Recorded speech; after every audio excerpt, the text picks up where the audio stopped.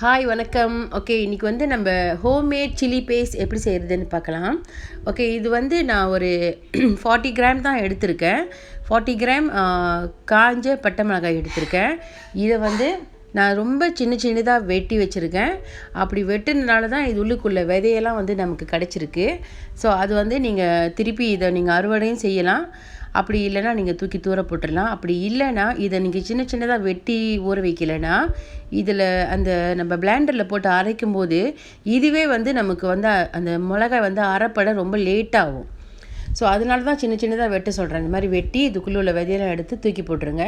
அப்புறம் இதை நம்ம சாப்பிட்டோமா இது போய் குடலில் சிக்கி இதுவே வந்து வேறு விதமான சீக்கெல்லாம் வந்து உண்டு பண்ணிடும். ஸோ இதை 40 கிராம் ஒரு 4-5 பேர் தாராளமாக இதை சாப்பிட்லாம்.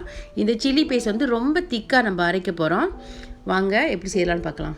ஓகே, ஃபர்ஸ்ட் ஸ்டெப் வந்து இதை வெட்டி சுத்தம் பண்ணிவிட்டு சுடு தண்ணியில் வந்து ஊற வச்சிடலாம். ஓகே, நெக்ஸ்ட் ஒரு 2 இன்ச் அளவுக்கு வந்து இஞ்சி எடுத்துக்கோங்க. இதையும் சின்னதாக கட் பண்ணி போட்டுக்கோங்க. அப்புறம் ஒரு 8 இல்லைன்னா 9 பல்லு பூண்டு. ஓகே, இது வந்து ஒரு 4 பேர் 5 பேர் சாப்பிட்றதுக்கான சில்லி பேஸ்ட். அதனால் நான் சொல்கிற அளவுக்கு நீங்கள் போட்டிங்கன்னா கண்டிப்பாக இந்த சில்லி பேஸ்ட் வந்து ரொம்ப நல்லா இருக்கும்.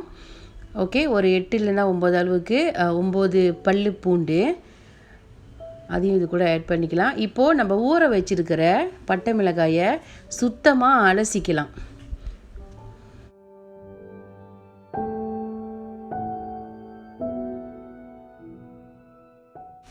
ஓகே, இந்த மாதிரி சுடு தண்ணியில் ஊற வச்சு நம்ம அலசும்போது இதில் இருக்கிற இன்னும் சில விதைகள் எல்லாம் வெளியே வந்துடும். இப்போது இதை எடுத்து நம்ம அப்படியே பிளெண்டருக்கு மாற்றிட்டு தேவையான அளவு, அதாவது கொஞ்சமாக தண்ணி விட்டு அரைங்க. ஓகே, இன்னொரு டிப்ஸ் என்னென்னா மிளகாய் வந்து சீக்கிரமாக அரைப்படணுன்னா, அப்புறம் இதோட கலர் வந்து ரொம்ப ரெட்டாக அழகான கலரில் இருக்கணும்னா நம்ம வந்து ஒரு 1 டேபிள் ஸ்பூன் இல்லைனா 1.5 டேபிள் ஸ்பூன் எண்ணெயை வந்து ஆட் பண்ணிக்கலாம். இப்போ பாருங்கள், நீங்களே பாருங்கள், இதில் ஒரு வித கூட நம்ம கண்ணில் வெள்ளையாக எதுவுமே வந்து தென்படலை. இதை வந்து நீங்கள் எண்ணெய் ஊற்றி அரைச்சிருக்கிறதுனால இது சீக்கிரமாக கெட்டு போகாது. இதை நீங்கள் அப்படியே ஃப்ரிட்ஜில் கூட வச்சுருந்துட்டு காலையில் பசியாறு செய்கிறதுக்கெலாம் மிளகாலாம் ஊற வச்சு அரைக்கிறதுக்கெலாம் லேட் ஆகுது இல்லையா, இது நீங்கள் நைட்டே ஊற வச்சு அரைச்சி வச்சிட்டாலும் சரி. இந்த பேஸ்ட் வந்து லாஸ்டிங் ஃபார் 2 to 3 வீக்ஸ் இது வந்து ரொம்ப நாளைக்கு இருக்கும். இதை நீங்கள் அப்படியே ஃப்ரிட்ஜில் வச்சுட்டு காலையில் பிள்ளைங்களுக்கு மீ கோரைங்கோ, நாசி கோரைங்கோ, ஈவன் மீஹூன் கோரைங்கோ எது வேணாலும் நம்ம செஞ்சு கொடுக்கலாம். டிபெண்ட்ஸ், நீங்கள் இதை பார்த்து ஊற வைங்க. இப்போ வர மிளகாயெல்லாம் ரொம்ப காரமாக இருக்குது.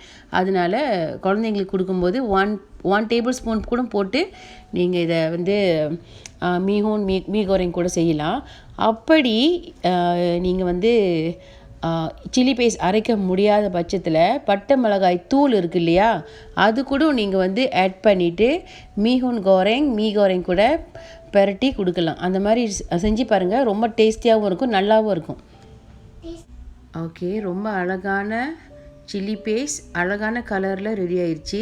இதில் ஒரு வித கூட நம்ம கண்ணுக்கு தெரியல. ஸோ நீங்களும் கண்டிப்பாக ட்ரை பண்ணுங்கள். இன்றைக்கி தான் நீங்கள் என்னோடய சேனலுக்கு ஃபர்ஸ்ட் டைம் வந்திருக்கீங்கன்னா மறக்காமல் சப்ஸ்கிரைப் பண்ணி லைக் பண்ணி ஷேர் பண்ணிடுங்க. ஓகே, மீண்டும் உங்களை அடுத்த ஒரு தரமான வீடியோவில் சந்திக்கிறேன். அது வரைக்கும் பபாய்.